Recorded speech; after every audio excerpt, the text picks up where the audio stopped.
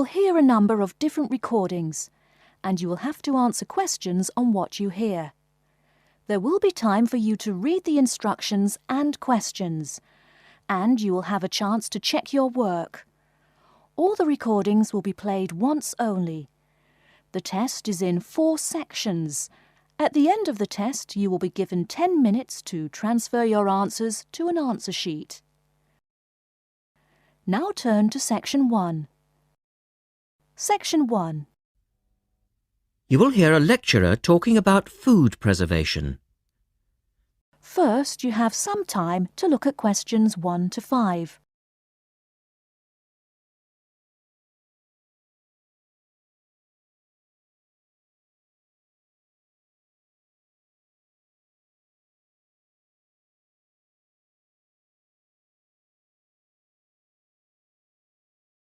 In today's lecture, I'd like to look at the topic of food preservation and start by asking the obvious question, why do we need to preserve food? Well, apart from keeping it fresh for our daily needs, many foods, such as fruit and vegetables, are only available at certain times of the year. So if we want to be able to eat these foods all year round, we need to preserve them. We also need to preserve food for export overseas, to make sure that it doesn't perish in transit. And lastly, we need to be able to preserve food for when there are food shortages. There are a number of methods of preserving food which involve both high and low temperatures, chemicals, irradiation, and drying. Let's have a look at these in turn. In the 1870s, the French scientist Louis Pasteur showed that microorganisms in food could be destroyed by raising the temperature of the food, a process now known as pasteurization. This involves heating milk to just 65 degrees Celsius for 30 minutes. A new method, the ultra-high temperature, or UHT process, involves heating milk to 150 degrees Celsius for 3 seconds. The advantage of treating milk in this way is that it lasts much longer, though I tend to feel, and I'm sure many of you would agree, that taste is somewhat sacrificed in the UHT process. Tin cans were first used in the early 1800s to store and preserve food. Just as they are now, the cans were tin-plated steel containers, and the process had the advantage of being cost-effective. Unfortunately, however, there were many early cases of food poisoning because the canning process was not fully understood at that stage. We now know the exact temperature and length of time each food needs for proper preservation, which has greatly reduced the risk of food poisoning. People living in cold climates often preserve food by burying it in the snow, and the Romans knew all about the advantages of packing food in ice. But for most people, this was not an option until the invention of the refrigerator in 1834.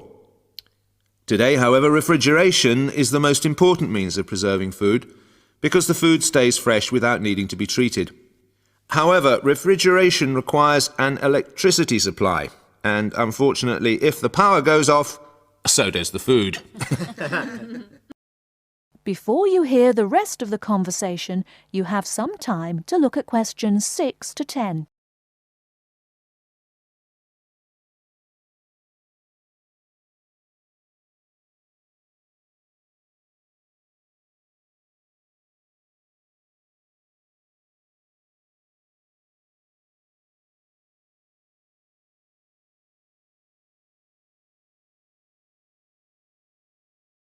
Now listen and answer questions 6 to 10.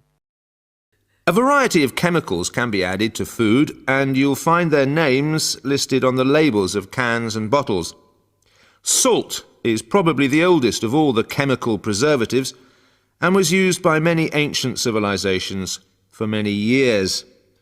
Sugar also acts as a preservative and is used to preserve jams in much the same way that vinegar is used to pickle foods. Chemical preservatives are effective, but they do not suit all foods, and the processes involved are time-consuming. Another method of preserving food is by drying it. Most foods are 75% to 90% water, so if you remove the water, the microorganisms simply can't survive. When food is dried, it not only lasts a long time, but it also becomes much lighter, which is a big advantage as this makes it cheap to store. Though some people argue that valuable nutrients are lost in the process. Early methods for drying food involved cutting it into strips and hanging it in the sun or over fires. But there are now a number of more modern methods which involve the use of recent technology. One of these is known as roller drying, and it's a highly effective way of making dried foods from liquids, such as soup. Have a look at this diagram to see how it works. Well, first of all, the hot soup is poured in at one end here. The liquid spreads to form a thin layer on a heated belt. The liquid dries as it moves along. By the time it reaches the end of the belt, all the water has evaporated, leaving only dry powder. A blade then scrapes the dried material off the roller and captures it in powder form. All you have to do is add boiling water, and you have your hot soup back again, ready to drink. Another method is called freeze drying, and for those of you who still remember... That is the end of section 1. You now have half a minute to check your answers.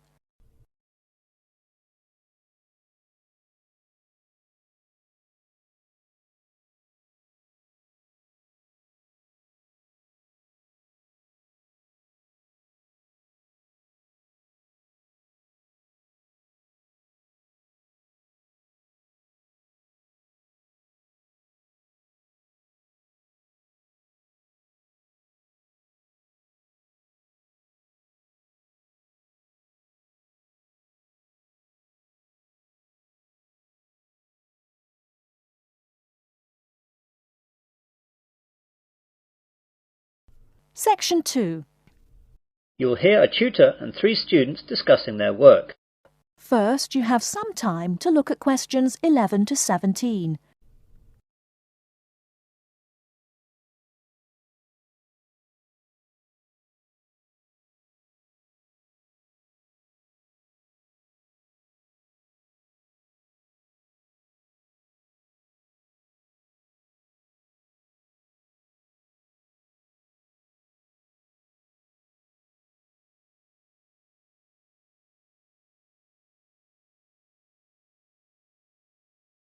Now, listen carefully and answer questions 11 to 17. Good morning everyone. Well, in today's tutorial we're going to discuss the essays that you have to submit by the end of next week. Some of you will have already started them, which is good, and if you haven't, well that's okay, but you'll have to get a move on. So, let's begin with you, Simon. What's happening with you? Well, I've made a start on it. I researched the background quite extensively last weekend. I should get to the writing stage tomorrow with a bit of luck, and I'll get finished at the weekend. What are you writing about? I decided to look at the car manufacturing company Jaguar, examine the problems they had with reliability in the 1970s and 80s, how they dealt with it, and how it affected their marketing and sales strategy. That sounds pretty interesting. Any problems with that? At the start I had problems getting information from that far back, but after rooting around in the library I found some magazines which gave me information and also gave me references to find other stuff. It seems now the only problem is keeping to the 4,000 word limit. It just seems that I have so much to write about. It seems I need 5,000 or even 6,000 words to be able to cope. Yes, your essay title seems to me to be very wide-ranging. Would you think about cutting out part of it?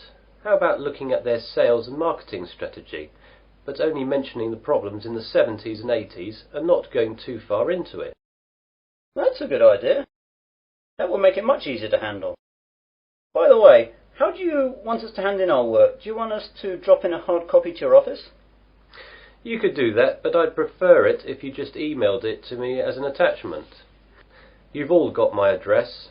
If not, give it to the secretary, clearly marked that it's for me. Right, Jennifer, how about you? I've not really got going on it yet, but I have decided on a subject. I'll try and do some research during the rest of this week, and I should get writing this weekend. Okay, what are you writing about then? I want to look into how supermarkets use market surveys to develop their products. Will you have enough time to find out what sort of things that the supermarkets do?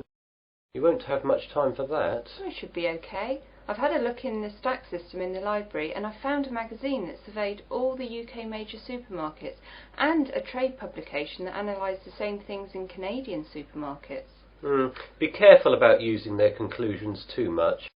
The university takes a tough stance on plagiarism.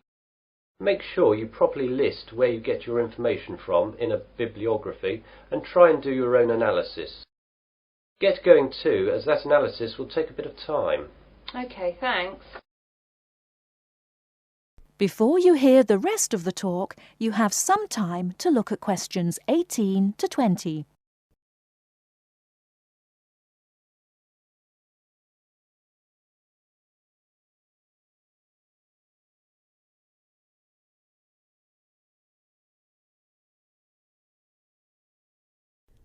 Now listen and answer questions 18 to 20. And Melanie, how is your work going? I'm a bit behind, I'm afraid. I was sick all last week and the weekend with flu. I've got a subject I think, but I've not done any work on it yet. Is there any chance I can get an extension to the submittal date?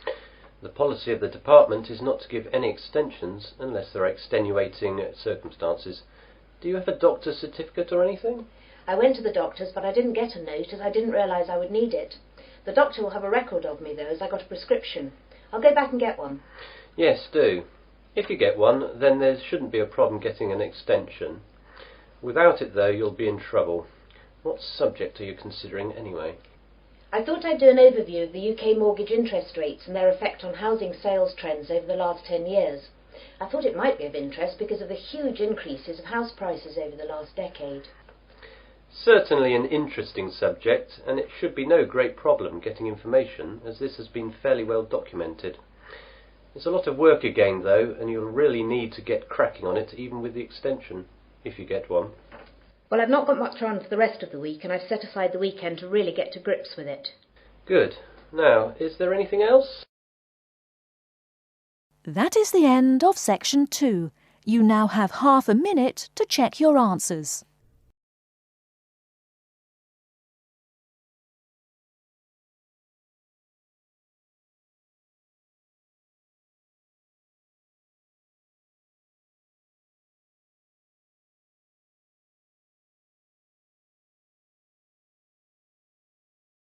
Section 3.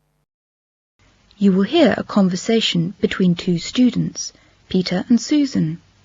They will talk about their activities at the weekend. First, you have some time to look at questions 21 to 24.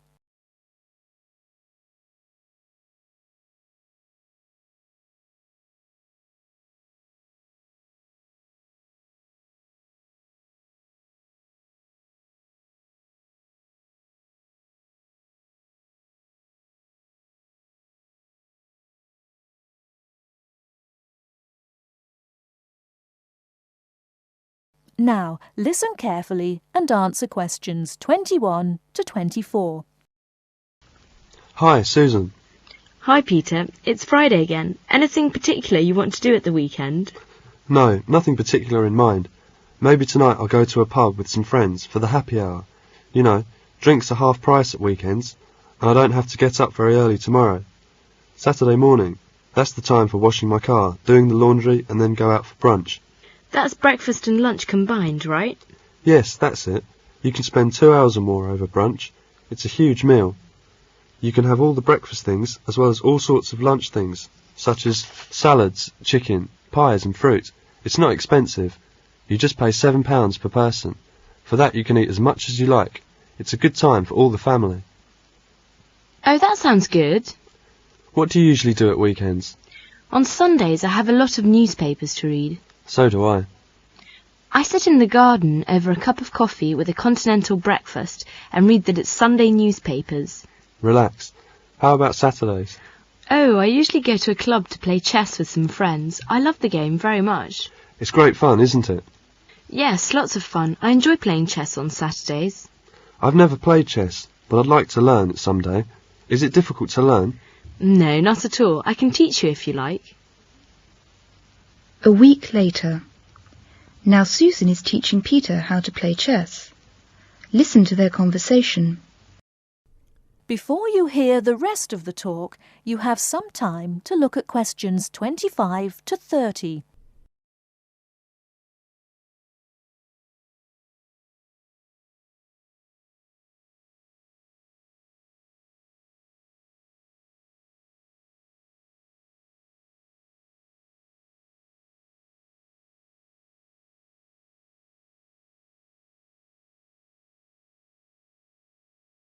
Now listen and answer questions 25 to 30. Could you teach me how to play chess now? Yes, it's a board game played by 2 persons. How many pieces does each person have? 16 pieces. Each player has 2 rooks, 2 bishops, 2 knights, 1 king, 1 queen, and 8 pawns.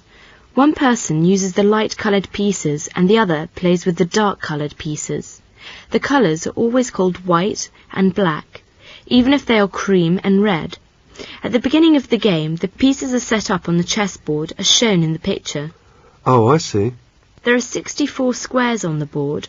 The rows of squares across the board are called ranks. You mean the horizontal rows? Yes, the rows of squares up and down, the vertical rows, are called files. Lines of squares running diagonally are called diagonals. How to move the pieces? There are some rules. Each of the pieces has to move in a certain way. The players take it in turns to move their pieces and can move only one piece in each turn. Once you have touched a piece, you must move it. After you have moved it and taken your hand away, you must leave the piece where it is. So, you are not allowed to change your mind? No. Each player has 2 knights, a king's knight and a queen's knight. They are shaped like a horse's head. The knight is the only piece which can jump over pieces. It can jump over pieces of its own colour, or over enemies' pieces. The knight can move in any direction, forwards, backwards, or to either side, but it always has to move 3 squares at a time. When the knight moves, it must go 2 squares in one direction and then 1 square to the side. I have to remember this. What is the aim of the game? Well, it's to trap your opponent's king so it can't escape being captured. That is, there are no squares for it to escape to, no pieces to protect it, and no pieces to capture the checking piece. When this happens, it is called checkmate, and the player with the checking piece or pieces wins. I'm afraid I need a lot of practice. Thank you very much. That is the end of section 3. You now have half a minute to check your answers.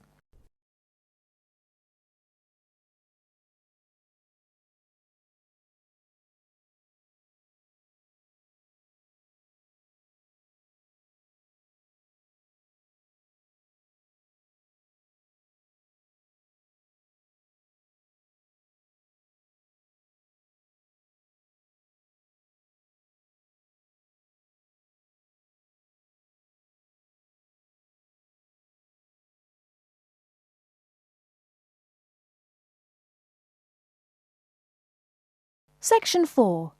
In this section, you'll hear a message left to John on how to look after the house. First, you have some time to look at questions 31 to 40.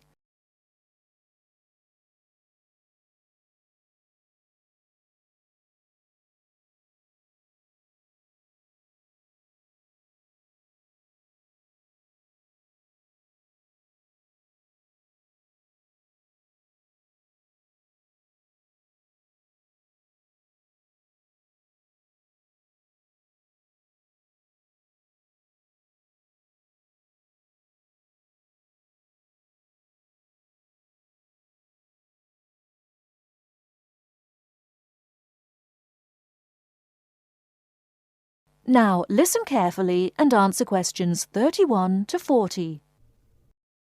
Hello, John. Welcome to the house. I'm really pleased that you can be here to look after my house while I'm away. Here are some things you need to know about the house. Important stuff like when the garbage is collected. In fact, let's start with the garbage, which is collected on Friday. Just write garbage on the calendar on the days they take it away. Put it out on Friday every week. That'll be Friday the 22nd, Friday 29th and Friday the 5th. It's a really good service. The trucks are quiet and the service is efficient. The bin would be put outside of the house empty. It's a good idea to put it away quickly. This street can be quite windy. I once watched my next-door neighbour chase her bin the whole length of the street. Every time she nearly caught up with it, it got away again. The waste paper will be collected this Tuesday. That's Tuesday the 19th. There's a plastic box full of paper in the front room. Please put it out on Tuesday. The truck will come during the day. If you don't mind collecting old newspapers and other paper and putting them in the box, I'll put it out when I come home. The paper people only come monthly. I have some things to give to charity in a box in the front room. Would you put it out on Monday the 25th, please?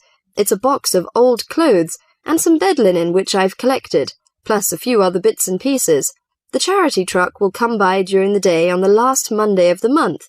Like the paper people, it comes monthly. If you want to use the library, you'll find it on Darling Street. I've left my borrower's card near the telephone. It has a very good local reference section if you want to find out more about this city. The library is open from 9 a.m. to 5 p.m., Monday to Saturday. I'm sorry to say that we don't have a cleaner. Oh yes, filters. Would you please change the filters on the washing machine on the last week of the month, no matter which day? We find that the machine works much better if we change the filters regularly. The gas company reads the meter on the 30th, the last Saturday. I think that's all the information about our calendar of events.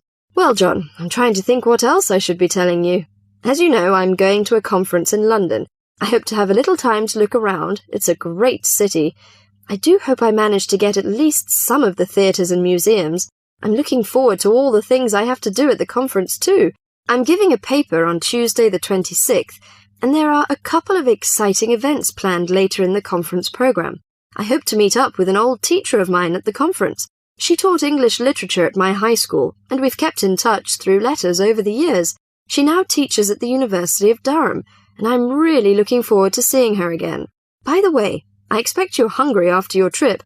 I've left a meal in the refrigerator for you. I hope you like cheese and onion pie. Would you do me a favour, please? I haven't had time to cancel an appointment. It was made a long time ago, and I forgot about it until this morning. It's with my dentist for a checkup on Thursday the 28th. Could you please call the dentist on 8162-525 and cancel the appointment for me? Thanks a lot, John. One last thing. When you leave the house, make sure the windows and doors are shut and set the burglar alarm. The alarm code number is 9120. Have fun. I'll see you when I get back. This is your friend Martha, saying goodbye. That is the end of section 4. You now have half a minute to check your answers.